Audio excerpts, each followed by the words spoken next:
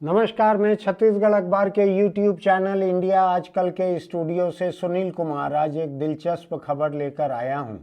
एक ऐसी खबर जो कई लोगों को खुश कर सकती है, कई लोगों को परेशान कर सकती है। ऐसी भी खबर हो सकती है। देखने का नज़रिया है।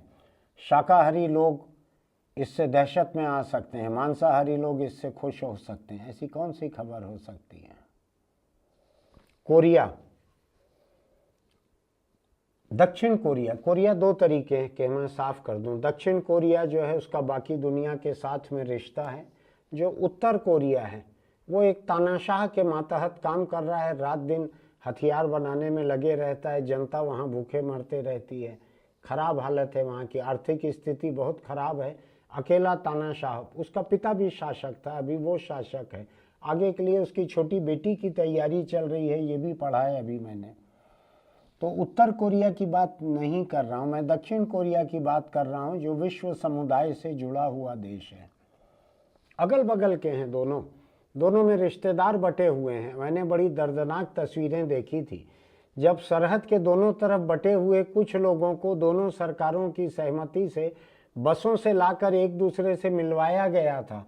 और बहुत बूढ़े बूढ़े लोग, 80 साल 85 साल के लोग जिंदगी में पहली बार या दूसरी चौथी बार अपने भाई बहन से मिल रहे हैं, मिल के रोते चले जा रहे हैं। आपको ध्यान होगा जो हिंदुस्तान पाकिस्तान के बीच में एक करतारपुर गलियारा बना है, करतारपुर गुरुद्वारा है, वहाँ पर हिंदुस्तान के लोग भी बिना पाकिस्तान के वीज़ा के वहाँ जा सकते हैं गुरुद्वारे में। वहाँ इन दिनों ऐसे बड़े नज़ारे देखने मिलते हैं। जो पार्टीशन के समय या उसके बाद भाई बहन इधर उधर बंट गए हैं, कोई पाकिस्तान में है कोई हिंदुस्तान में है, वो एक साथ बैठकर वहाँ रोते हैं, दिन भर एक दूसरे का चेहरा देखते हैं, हाथों में उनका चेहरा पकड़ लेते हैं, फिर अपने अपने घर चले जाते हैं, क्योंकि दोनों को इजाज़त है नहीं एक दूसरे देश में जाने की। ऐसा कोरिया है ये। दक्षिण कोरिया की मैं बात कर रहा हूँ अभी, जिसका दुनिया के साथ लेन देन है। लोकतांत्रिक तरीके से वहाँ चुनाव होते हैं दक्षिण कोरिया में। सियोल उसकी राजधानी। आपने सियोल ओलंपिक सुना होगा, कुछ अर्सा पहले सियोल में ओलंपिक हुआ था। वहाँ की खबर है कि वहाँ के वैज्ञानिकों ने एक ऐसा चावल बनाया है जो मांसाहारी भी है।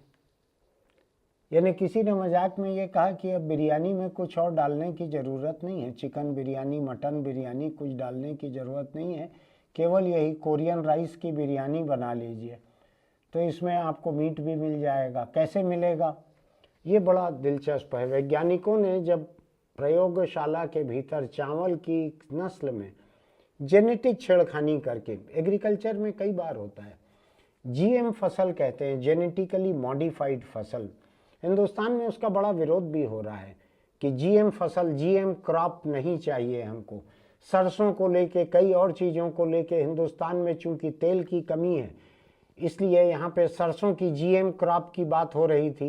लेकिन लोगों ने कहा नहीं, जेनेटिकली मॉडिफाइड हमको नहीं चाहिए, इसके खतरों का अंदाज नहीं है अभी। आप जीन्स तो मॉडिफाई कर लेंगे फसल के, आगे जाके उसका क्या असर होगा इसका अभी अध्ययन नहीं किया गया है, तो नहीं चाहिए। इस तरह से कोरिया के वैज्ञानिकों ने प्रयोगशाला में चावल के ऊपर प्रयोग करके उसमें एक मांस के जीन्स मिला दिए। ऐसा पहले भी हुआ है, मैं आपको बतलाता हूँ। एक टमाटर ऐसा बना जो आमतौर पे टमाटर 2 दिन 4 दिन में ख़राब हो जाते हैं। ये टमाटर ऐसा बना जिसमें सूअर के जीन्स मिला दिए गए थे। हर फल में नहीं मिलाना पड़ता है, उसके बीजों में मिला देना पड़ता है, फिर उन बीज से जो बीज बनते हैं उन सब में वो खूबी आ जाती है। तो सूअर के जीन्स उसमें मिला दिए गए थे, उससे उसकी शेल्फ लाइफ बढ़ गई। ख़राब नहीं होता 1 हफ्ता वो टमाटर 1 हफ्ता ख़राब नहीं होता, पिलपिला नहीं होता, कड़ा बने रहता है। उसमें सूअर के जीन्स मिला दिए गए थे। लोगों को पता नहीं चलेगा देखकर। और मैं ये नहीं कह रहा कि यहाँ जो टमाटर अभी बिक रहे हैं उसमें ऐसे जीन्स मिले हुए हैं, या यहाँ जो चावल बिक रहा है उसमें ऐसे जीन्स मिले हुए हैं। कुछ लोगों को ये जानने में थोड़ी सी और तकलीफ होगी कौन से जानवर के जीन्स मिले हैं। तो मैं इसको पढ़ते जा रहा था, ढूंढते चले जा रहा था, तो मुझको पढ़ने के लिए मिला कि इस चावल में बीफ यानी गोवंश जिसको हम कहते हैं, या गाय भैंस, भैंस को भी बीफ में गिन लिया जाता है। गाय भैंस के फैट सेल्स और मसल सेल्स उसमें डाले गए हैं। उसको डालने से ये हुआ कि आम चावल में जितना प्रोटीन रहता है उससे 8% ज़्यादा प्रोटीन हो गया इस चावल में। चावल में प्रोटीन पहले भी रहता है काफ़ी, इससे 8% और बढ़ गया। स्वाद भी इसमें कुछ ऐसा है, कई तरह के, जैसा चाहे आप मांस उसमें मिलाते चले जाओ चावल में। प्रयोगशाला में दिखने में चावल जैसा चावल दिखेगा, उसमें आपको कोई सुअर का, गाय का मांस का रंग नहीं दिखेगा। मछली का भी बना लिया है इन्होंने, कोरिया वालों ने। खुशबू मछली की आती है उससे। मछली के सेल जो हैं, फैट सेल, मसल सेल, वो भी हैं उसमें, इस चावल में। इस तरीके से वैज्ञानिकों ने एक ऐसा चावल बनाया है जिसको खाने में मांसाहारी लोगों को कोई दिक्कत नहीं होना चाहिए, अगर अपने धार्मिक या सांस्कृतिक मूल्यों के हिसाब से वो उस जानवर का मांस खा सकते हैं। जैसे हिंदुस्तान में मांस खाने वाले अधिकतर लोग मछली, मुर्गी, बकरा ये सब को खा लेते हैं। सुअर और गाय, भैंस, इसका मांस कुछ लोग खाते हैं, कुछ लोग नहीं खाते हैं, अपनी धार्मिक मान्यताओं से भी उसको जोड़ कर रखते हैं। तो आपको ये देखना पड़ेगा कोरिया से जो चावल आएगा उसके पैकेट में लिखा हुआ है कि नहीं कि इसमें बीफ मिला हुआ है। इसके जीन्स में दिखेगा नहीं आंखों से, इस चावल के जीन्स में ये बीफ से मॉडिफाई किया गया है कि पोर्क से, सुअर के गोश्त से मॉडिफाई किया गया है, या चिकन से, या बकरे के मटन से, या मछली से, किससे मॉडिफाई किया गया है। तो इन दिनों जैसे चिप्स वगैरह आते हैं ना बाजार में, तले हुए पैकेट बंद चिप्स, कई तरह के स्वाद में रहते हैं। मैंने एक बार विदेश में दूसरी जगह एयरपोर्ट पे, जहाँ मैं किसी सरकार का मेहमान था, वहाँ मुझको सबसे महंगी वाली क्लास के लाउंज में बिठा दिया गया था, जहाँ खाना पीना सब फ्री था। वहाँ मैंने देखा तो चिप्स का पैकेट जो था वो पोर्क के फ्लेवर वाला था। अब मान लीजिए यहाँ पे आप जो खा रहे हैं चावल, वो चावल साधारण दिखने वाला है, लेकिन वो पोर्क का जेनेटिकली मॉडिफाइड हो या बीफ का हो और मिल जाए, खा लो आप कहीं पे हो सकता है कि किसी के घर में आपको ऐसा खाने मिल जाए, किसी के घर में वेज नॉन वेज दोनों तरह का सूखा चावल होगा, आखिरी में मिला के बनाना है, दोनों डिब्बे खाली हो रहे हैं, दोनों को मिला के किसी ने बना दिया। खतरा बहुत बड़ा रहेगा, मेरे जैसे लोगों के लिए भी रहेगा जो शाकाहारी हैं। मुझको भी अब चौकन्ना हो के चलना पड़ेगा कि ये कौन सा चावल है, ये कोरिया से तो नहीं आया है। और कोरिया ने तो लैब टेक्नोलॉजी डेवलप की है, ये टेक्नोलॉजी तो दुनिया के किसी भी हिस्से में पहुंच सकती है। अभी कोरियन जो हैं ईमेल करेंगे तो हिंदुस्तान के किसी भी एग्रीकल्चर यूनिवर्सिटी में ऐसा जीएम मॉडिफाइड चावल बनना शुरू हो जाएगा। तो थोड़ा सोच समझ के चलना पड़ेगा। लेकिन एक दिलचस्प बात यह है कि ये चावल जो है इसमें पोषण आहार, पोषक तत्व इसमें ज़्यादा रहेंगे। तो इसका कहाँ कहाँ पे एक बेहतर इस्तेमाल हो सकता है, फौज में हो सकता है, जहाँ लोग सरहद में रहते हैं, वहाँ पे जब नॉन वेज मिला के खाना पकाया जाता है तो बड़ा मुश्किल पड़ता है। गोश्त ले जाना, मछली ले जाना, चिकन ले जाना महंगा पड़ता है, मुश्किल पड़ता है वहाँ पे ले जाना। एक फ़ायदा वहाँ पे होगा कि ऐसे जो सरहद पे लोग हैं, फौज में जो लोग हैं, यहाँ तक खबरों में कहा गया है कि अंतरिक्ष में जाने वाले लोग जो हैं उनके लिए भी फायदे का हो सकता है, क्योंकि वहाँ मांस ले जाना, उसको पकाना ये बड़ा मुश्किल हो सकता है। तो उनके लिए जो पहले से पका के जो बिरयानी देंगे वो बिना गोश्त के केवल ऐसे चावल की भी हो सकती है, जो अंतरिक्ष में जाके लोग स्वाद और खुशबू का मज़ा ले लेंगे। खुशबू या बदबू देखने का है कि आप किस तरह के खान पान वाले हैं, तो वो उन लोगों के काम का वहाँ भी हो सकता है। लेकिन इसके साथ साथ एक दूसरी बात को भी समझने की ज़रूरत है। ये बात बड़ी दिलचस्प है। ये बात कहती है कि दुनिया में जहाँ कहीं भी नॉन वेज मांस की खेती होती है, यानी जहाँ डेयरी फार्मिंग होती है, पोल्ट्री चलती है, पिगरी चलती है, गोटरी चलती है, कई तरह के जानवरों को पाल कर उनके गोश्त के लिए उनको पाला जाता है, गोश्त के लिए, काटने के लिए और खाने के लिए ही उनको पाला जाता है। इन जगहों की दिक्कत ये है कि ऐसा गोश्त तैयार करने में भयानक पानी लगता है। 1 किलो गोश्त पाने में इतना पानी लगता है, मैं अभी आंकड़ों में आपको उलझाना नहीं चाहता। चारा लगता है भयंकर, उस चारे को उगाने के लिए पानी लगता है, जमीन लगती है, खेत लगता है जहाँ पे कोई दूसरी फसल हो सकती थी, तो किसी दूसरी फसल वाले खेत की जगह पर चारा उगता है, उस चारे को उगाने के लिए ढेरों पानी लगता है। फिर जो जानवर रहते हैं उनको उस चारे के साथ ढेर सारा पानी देना पड़ता है, बहुत से पानी से नहलाना पड़ता है। उसके बाद जब उनको काट के मीट प्रोसेस होता है उसमें भी पानी लगता है, फिर उसको पकाने में बहुत पानी लगता है। ऐसा पूरा का पूरा धरती का पर्यावरण जो है नॉन वेजिटेरियन फूड के कारण, मांसाहारी खान पान के कारण धरती का पर्यावरण जो है वो बड़ा डिस्टर्ब हो रहा है। फिर यह है कि ऐसे जानवर जो डेयरी के लिए और बाद में काटने के लिए पाले जाते हैं, ये जानवर जो हैं इनके बदन से तरह तरह की गैस भी निकलती है। मीथेन गैस ऐसे खेतों से, यहाँ जानवरों से गैस निकलती है, गैस बढ़ती है हवा में। तो इन सब का मिला जुला असर पर्यावरण के बड़ा खिलाफ पड़ता है। कई जगह ये बात होती है कि अगर पर्यावरण अच्छा रखना हो, सुधारना हो, खान पान का बोझ उसके ऊपर ना पड़े, तो मांसाहार को कम करना चाहिए। अब मांसाहार को कम करेंगे तो जिन लोगों को प्रोटीन और फैट और ये सब इसी मांसाहार से मिलता है, उनका क्या होगा, वो कहाँ जाएंगे? तो उनके लिए ये चावल काम का हो सकता है जिसमें हायर प्रोटीन है, हायर सब कुछ है। ये चावल उनके ज़्यादा काम का हो सकता है, और हो सकता है वो मांसाहार को थोड़ा सा कम कर सके।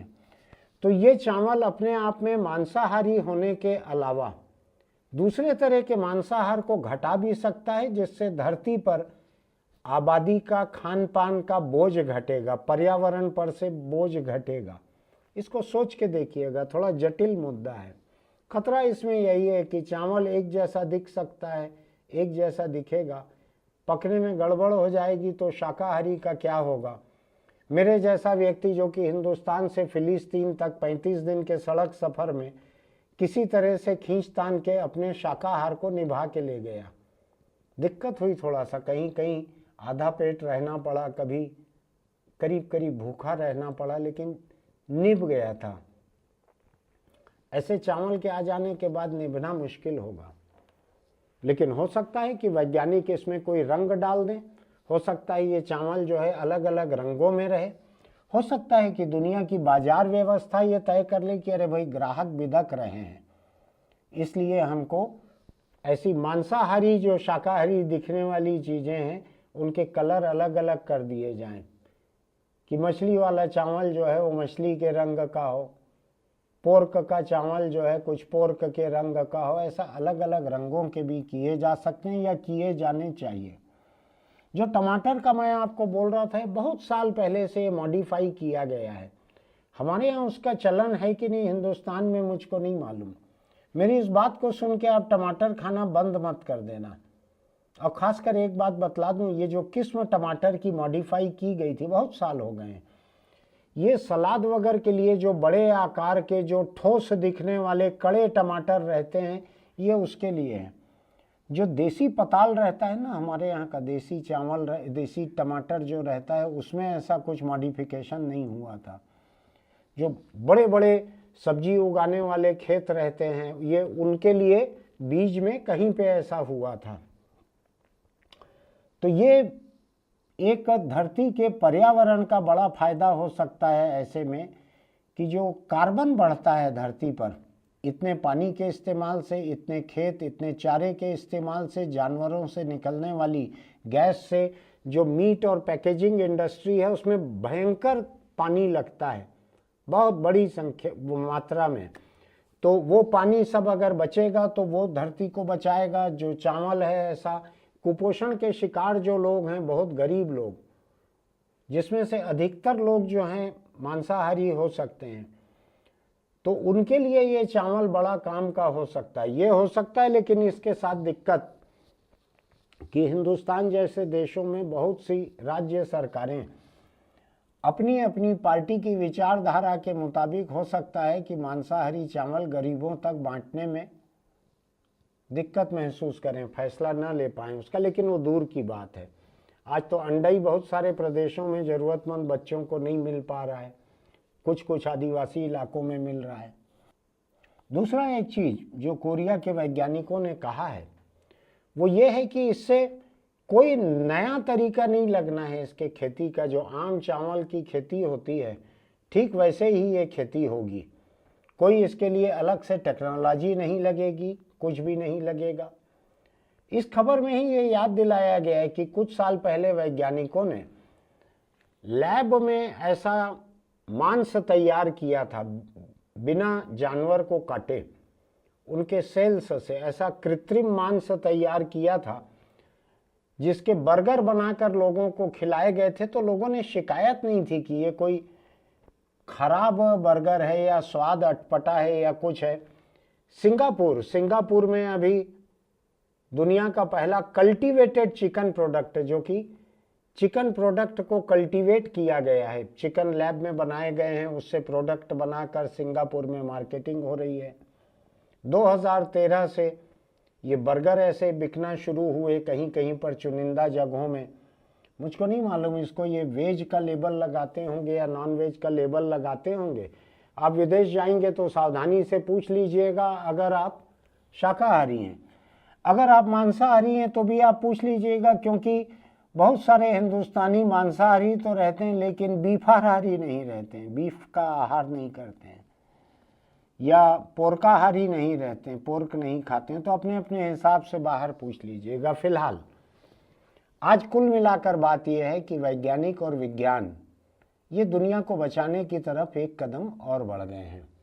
आपको ध्यान है अभी जब हमारे यहाँ हिंदुस्तान में एक कृषि वैज्ञानिक MS स्वामीनाथन को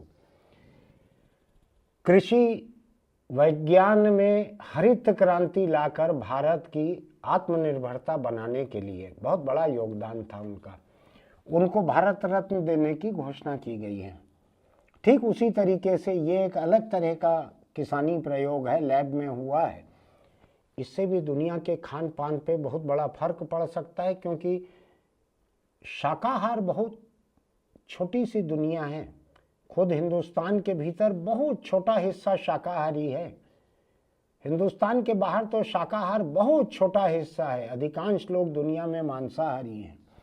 इसलिए ऐसे मांसाहारी चावल से लोगों को बहुत फर्क नहीं पड़ेगा, उनकी कोई भावनाएं आहत नहीं होंगी। सूअर और गाय वाली बात अलग है, वो लोग अपना अपना फर्क करते रहें। फिलहाल मैं आपको एक जानकारी देकर और आपको सतर्क करके दुनिया में कहीं घूमें चावल खाते हुए सावधान रहिएगा, पूछ लीजिएगा, पैकेट उसका बुला के देख लीजिएगा, डरते डरते खाइएगा या खा लीजिएगा, शुरू कर दीजिएगा खाना। तो फिर मिलते हैं आपसे। आपको अगर हमारा ये वीडियो अच्छा लगा हो तो इस चैनल को सब्सक्राइब कीजिएगा, नोटिफिकेशन की बटन दबाइएगा, लाइक कीजिएगा, दोस्तों को भी बांटिएगा। चावल तो सभी लोग खाते हैं, काफ़ी लोग नॉनवेज भी खाते हैं, काफ़ी लोग नॉनवेज से बड़े दूर रहते हैं। हर तरह के लोगों की काम की चीज़ है ये। मैं इसीलिए कह रहा था ये खबर ऐसी है जो कुछ को अच्छी कुछ को बुरी लगेगी। जो मांसाहारी हैं वो खुश हो जाएंगे, अब बिना मटन लाए हुए केवल चावल से बिरयानी बन जाएगी और मज़ा आ जाएगा। जो शाकाहारी है मेरे जैसे दहशत में आ जाएंगे, किसी घर में चावल ऐसा तो नहीं खिला दिए हैं जिसमें सूअर का, गाय का या बकरे का, मुर्गे का, मछली का कुछ जीन्स मिला हुआ है जो दिखने में बिल्कुल पुलाव जैसा ही दिखेगा, चावल जैसा ही दिखेगा। तो सोचिएगा आपको ये वीडियो कैसा लगा, आप टिप्पणी कीजिएगा, दोस्तों को लिंक जरूर भेजिएगा, वो पसंद करेंगे इसको। चलते चलते एक छोटी सी आपसे अपील, अगर आप दोपहिया चलाते हैं तो चाहे चला रहे हों चाहे पीछे बैठे हुए हों, हेलमेट लगा कर रखिए, हेलमेट का बेल्ट नीचे से बांध कर रखिए, वरना किसी टक्कर की हालत में हेलमेट जो है कोल्ड ड्रिंक की बोतल के ढक्कन जैसा दूर जा गिरेगा, आपको बचा नहीं पाएगा, खुद भी टूट जाएगा किसी पत्थर पर गिरकर। और हाँ, अगर आप कार या किसी बड़ी गाड़ी में चलते हैं जिसमें सीट बेल्ट है तो आप सामने बैठे रहें, पीछे बैठे रहें, जहाँ सीट बेल्ट है उसको लगा कर रखिए।